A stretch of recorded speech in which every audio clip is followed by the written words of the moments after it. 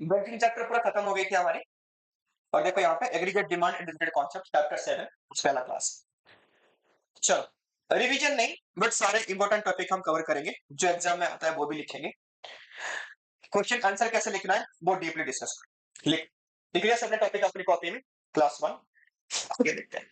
हम बात करते हैं एग्रीगेट डिमांड के बारे में। AD aggregate demand. तो एग्रीगेट डिमांड अगर टोटल इकोनॉमी में कितनी सेक्टर है? 4 सेक्टर है। कितनी है? 4। कौन सा सेक्टर?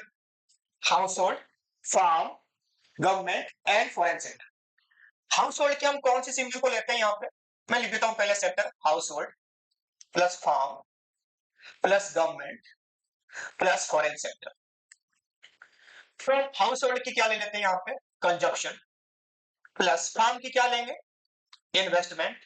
गवर्नमेंट का क्या आ जाएगा? गवर्नमेंट का वो इन्वेस्टमेंट कंजप्शन दोनों करता है तो उसी के नाम से हम सिंबलाइज करते हैं इसको जी। फॉरेन सेक्टर क्या है? एक्स माइनस एम यानी एक्सपोर्ट माइनस इंपोर्ट। अगर एग्रीगेट डिमांड हम कहें तो हम ये समझ में आएगा एग्रीगेट डिमांड इक्वल टू हर एक सेक्टर का डिमांड, चारों की 4 सेक्टर का डिमांड, हाउस होल्ड का डिमांड कंजप्शन के लिए, फार्म का डिमांड फॉर इन्वेस्टमेंट, गवर्नमेंट का डिमांड फॉर दोनों इन्वेस्टमेंट एंड कंजप्शन, और फॉरेन सेक्टर का क्या डिमांड है? Net export. नेट एक्सपोर्ट का फॉर्मूला क्या है? Export minus import. नोट बनाते रहो अपनी अपनी कॉपी में, बाद में रुक के नोट मत बनाना, टाइम वेस्ट हो जाएगी। हो गया? लिख लिया? तो आज जो सिलेबस में है 12th की, यहाँ पे कौन सा है? बस ये वाला पार्ट है, ये वाला पार्ट है, यानी हाउस होल्ड की कंजप्शन और फार्म की इन्वेस्टमेंट। इसको हम बोलते हैं two sector model of economy, यानी two sector model. Two sector model खाली household and firm, two sector model of economy. ठीक है जी।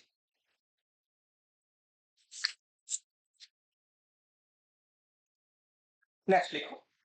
तो एग्रीगेट डिमांड के बारे में अभी हमने समझा थोड़ा, अभी इसकी ग्राफ सब कुछ पढ़ेंगे, देखते जाओ। तो तुम्हारा एग्रीगेट डिमांड कहने का मतलब क्या था? हम किसके बारे में पढ़ेंगे?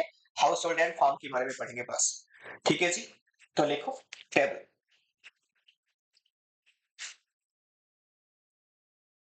टेबल यहां पे बनाओ।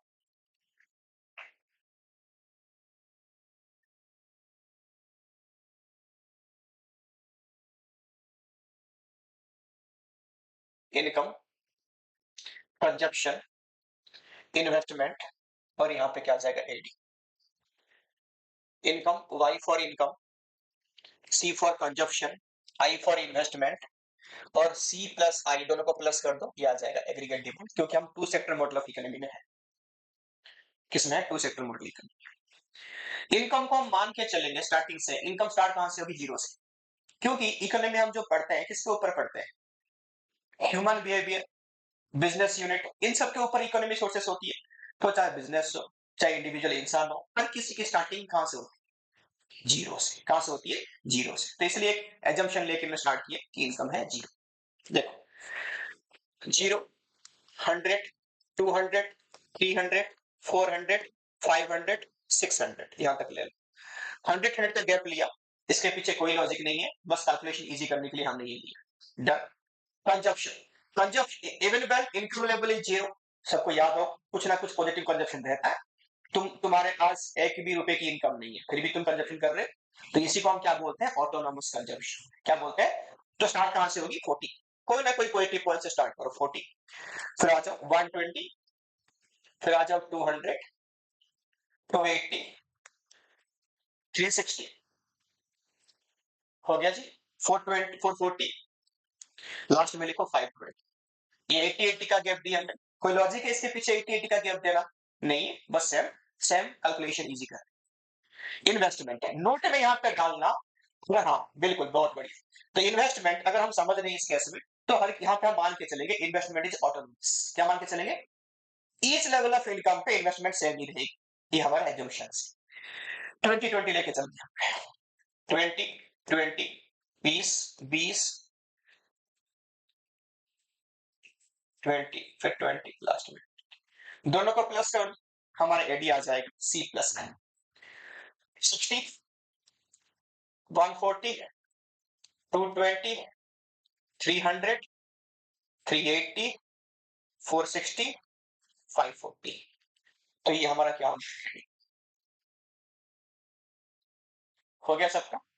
चल, तो अगर इसको हम ग्राफ बना के देखें तो ग्राफ इसकी कैसे बनेगा वो भी हम टेबल सबके सामने खुल गया क्या? टेबल में ये हाईलाइट करो, ये वाला चीज को हाईलाइट करो, ये वाला चीज को हाईलाइट करो। इस पर लिखो यहाँ पे 40 को, इसको बोलते हैं हम ऑटोनोमस कंजप्शन यानी सी। क्या बोलते हैं इसको? ऑटोनोमस कंजप्शन यानी सी बार।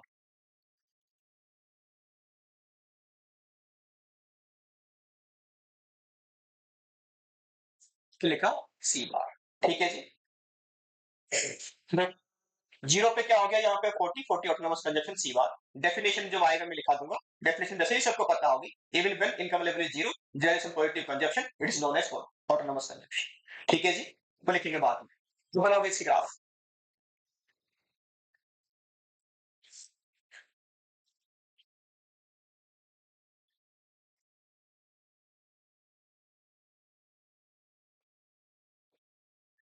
एक्स एक्सिस वाई एक्सिस बना दिया। नीचे लिखो income, Y for income, income. और इस साइड में क्या आ जाएगा? इस साइड में आ जाएगा पूरा AD C plus AD equal to C plus I, सब यही बनाएंगे हम, AD equal to C plus. हो गया। ये जहर खा के भी नहीं मरते, पता नहीं इनको क्या हो गया।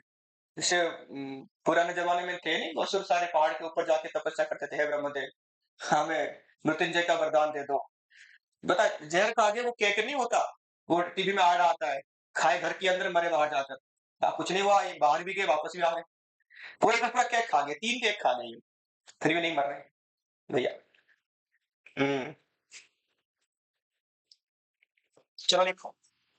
तो सबसे पहले हम बात करते हैं कंजप्शन कर्व की। किसकी बात करेंगे? कंजप्शन, ठीक है। कंजप्शन कर्व तुम्हारा कहां से स्टार्ट होगा? देखो, पॉजिटिव है जीरो पे, तो ये वाई एक्सिस से स्टार्ट कर दो इसको, यहीं से ऊपर, और यहाँ पे लिखो कंजप्शन कर्व। इन्वेस्टमेंट कर्व, चाहे इनकम लेवल कुछ भी हो, बिल्कुल सही है। मैंने क्या बोला? ऑटोनोमस कंजप्शन, जो ऑटोनोमस इन्वेस्टमेंट, इनकम लेवल चाहे कुछ भी हो, ये आना ही आना है उसको, हर लेवल पे सेम है। तो यहाँ पे लिखो आई,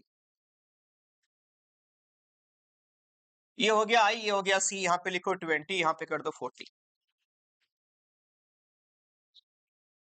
हो गया जी। अब बात करते हैं एडी की। इन दोनों की समेशन से ही बनता है एडी, 20, 40, अगला पॉइंट यहीं पे होगा 60। चलो बना दो। ये बिल्कुल पैरेलल बनेगा किससे? कंजप्शन कर्व से। लिखो यहाँ पे, ये है एडी कर्व, क्योंकि ये सी प्लस आई है, ये वाला एडी।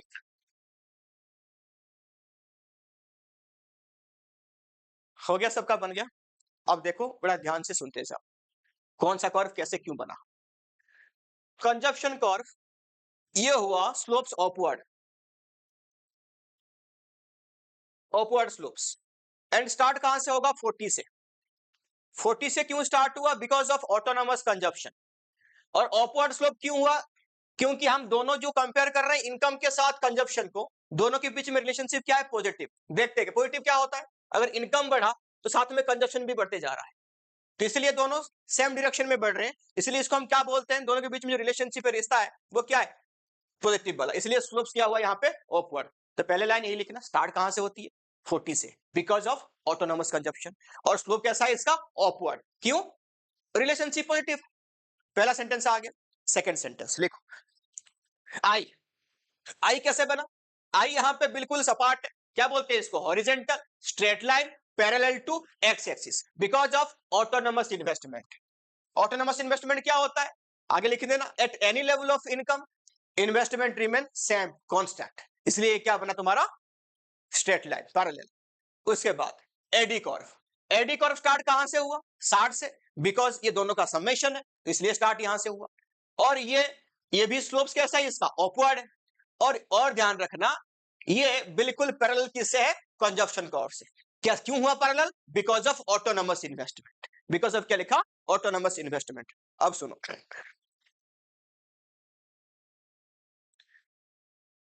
देखो, पहला पॉइंट मैंने क्या बोला? पहला लाइन क्या था हमारा, कंजप्शन। स्टार्ट कहां से हुआ, 40 से, because of autonomous consumption. Slope कैसे हुआ, upward, because of positive relationship. ये मेरा शॉर्ट है, तुम लोग समझ जाना, और ऐसे लिख के मेरे को मत दिखा देना, है ना, तुम लोग समझते रहे। नंबर टू आई के बारे में बात हुई। आई क्या हुआ यहाँ, क्या है इसे? अरे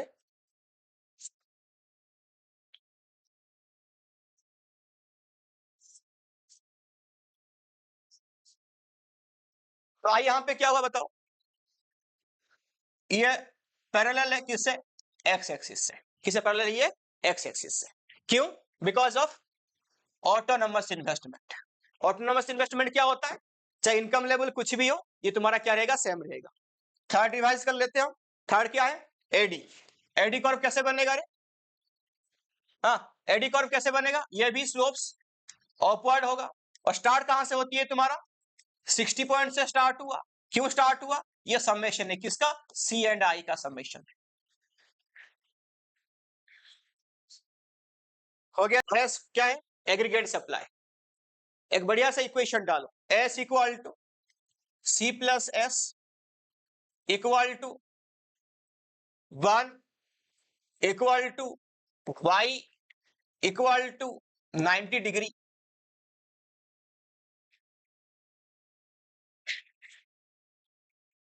ये भी लिख लो, एनएनपीए टैप्सी नेशनल इनकम वही वाई है। तो एस का इतना बड़ा इक्वेशन है, सब है। सी प्लस एस, इसको 1 बोलते हैं, ये इसकी सिंबल वाई है, ये साइन 90 डिग्री है, इसको और क्या बोलते हैं, एनएनपीए टैप्सी नेशनल इनकम का सिंबल है। हो गया जी, आगे लिखते हैं सब।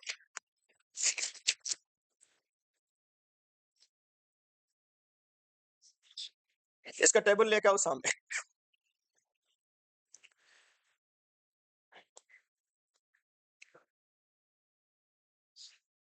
सेम टेबल बनेगा, इनकम वही वाई है, फिर उसके बाद लिखो कंजप्शंस, फिर सेविंग्स, फिर यहां पे क्या आ जाएगा दोबारा, कंजप्शन प्लस सेविंग्स यानी एस, इनकम कंजप्शन सेविंग, फिर यहाँ पे सी प्लस एस यानी एस। एक चीज यहाँ पे ध्यान देना कि एस जो है वही वाई है तुम्हारा, तो यहाँ पे ये वाला और ये वाला दोनों सेम ही रहने वाले हैं। ठीक है जी, चलो वाई स्टार्ट करो 0 से, 100, 200, 300, 400, 500 एंड 600 सेम है। कंजप्शन हमने कर लिया था, 80-80 का गैप सेम उतार दो, 40 हो गया, 80-80 का गैप दे दो, जो पुराना टेबल किया था बिल्कुल सेम सेम है। 120, 200, 280 हो गया, 360, 4, 440, 520 हो गया। अब सिंपल सा लॉजिक है, y इक्वल टू हमारा c प्लस एस है, तो s इक्वल टू क्या होगा, y माइनस सी।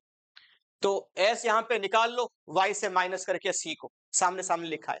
पहले क्या आएगा, -40, फिर कितना आएगा, -20, फिर क्या आएगा 0, फिर कितना आया 20, फिर आएगा 40, फिर कितना आएगा 60, फिर कितना आएगा 80।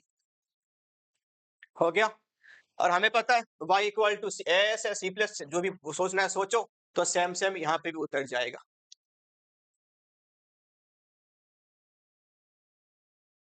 $600 डन हो गया सबका, टेबल बन गई। अब इसकी ग्राफ बहुत ज्यादा सिंपल है,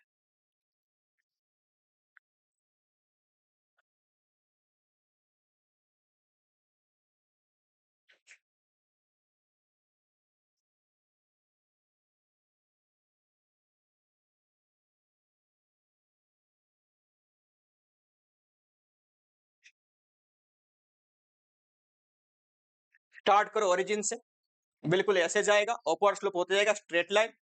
और ये देख लो, ये जो तुम्हारा कितना हो जाएगा 45 डिग्री, ये 45 डिग्री। तो ऐसे बनेगा तुम्हारा सप्लाई कर्व यानी S curve.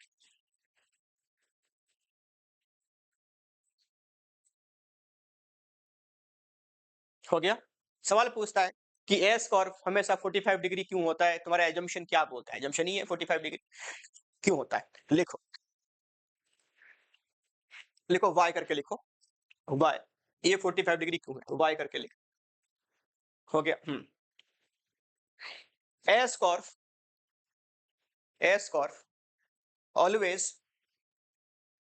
Always drawn open, किसके ऊपर ड्रॉन होती है, drawn open the positive quadrant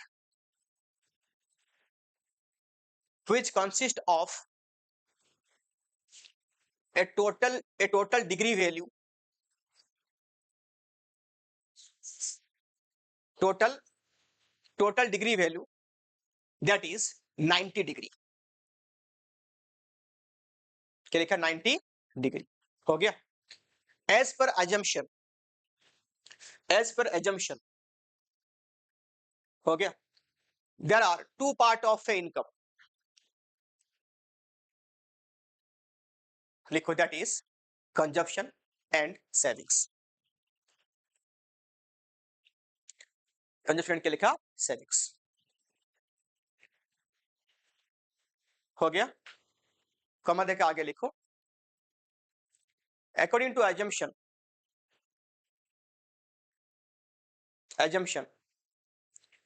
consumption is equal with the savings। क्या लिखा, consumption is equal with the savings.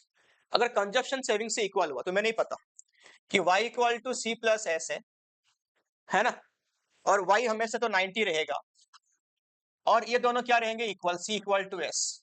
तो जाहिर सी बात है, और तो हमारे पास कोई ऑप्शन नहीं है, तो ये भी कितना होगा 45, ये भी कितना होगा 45, तो इसलिए हमेशा क्या होती है, 45 डिग्री रहता है। ठीक है जी। बाकी बुक में लिखा है, वो जो लाइन लिखा है सप्लाई कर्व 90 फिर सेम 3 लाइन सेम रिपीट कर रखी है, उसे मतलब नहीं है, तुम्हें ऐसे लिखना है। हो गया जी। आगे लिखो नया टॉपिक, कंजप्शन फंक्शन।